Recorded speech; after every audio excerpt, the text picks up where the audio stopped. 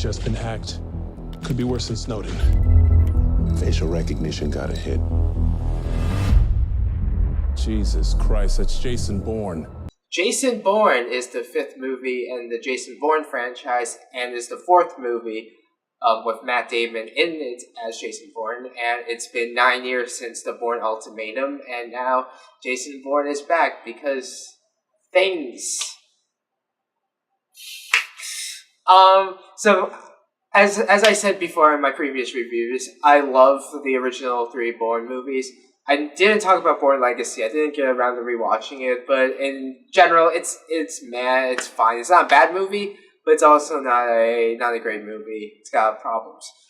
In this movie, the cast is mostly good. You have Matt Damon again as Jason Bourne. And he does his Jason Bourneisms with the action. He does some cool things. You know, the classic Jason Bourne stuff he does in the action, how he outwits people.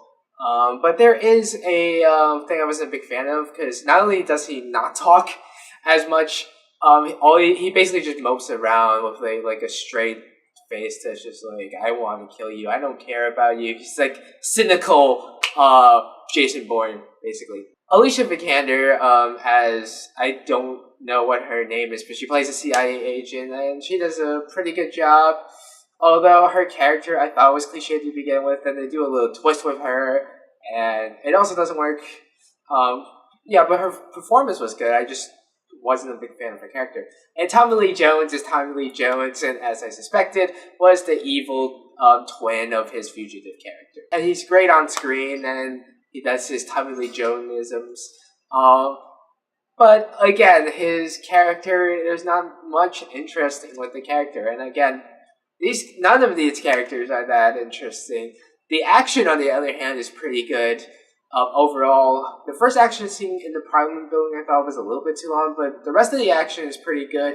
I actually think the fight choreography in this movie might be the best of the series, because it's very much easily followed compared to the previous film. So as an action movie, this is actually a pretty good action movie. Going to the problems of this movie, this is basically a Bourne Supremacy remake, beat by beat, and I'm not going to spoil it. All the parts of the Bourne Supremacy are there, and there's a forced dream in this, and which moves the plot along, and it's kind of like, you could have wrote this part as a footnote in the Bourne Ultimatum and left it there, but no, they have to do this, and now everything is connected again. It's not like the first 3 films where it's like organic, where like Jason Bourne's connected to these programs in an organic way.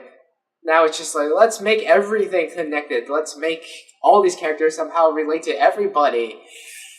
Not a big fan. Also a subplot about the social media thing and about like government surveillance. And although people have criticized this plot, I don't hate the plot. But at the same time, the point of that is for some social commentary on social media, on government surveillance.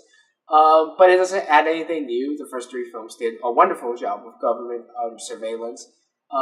But this one, it feels so forced, and it feels so obvious, and it doesn't give you any time to think about it, or doesn't give you any questions to think about. And so it just feels like, let's put it, because, you know, that's the trendy thing. Instead of thinking about something new, something like current, but also ahead of its time, which is what the Bourne films were. On a couple side notes, Bourne barely speaks, and the report that he speaks 24 lines is true. All the Bourne movies are about something in the original ones. The first one is about Jason Bourne figuring out who he is, and what his past is, and rejecting his past.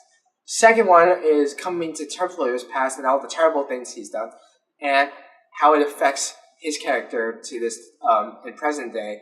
And the third movie is that continuation of that theme, but also a way to rectify the wrongs by going after the CIA. This one doesn't have much. It's, again, as I said, it's also a slight revenge thing, but not as compelling and also not as interesting, and there's not much to say or do. And also, the third movie is basically implying that finally everything is done, everything is good, all the bad guys in the CIA have been punished.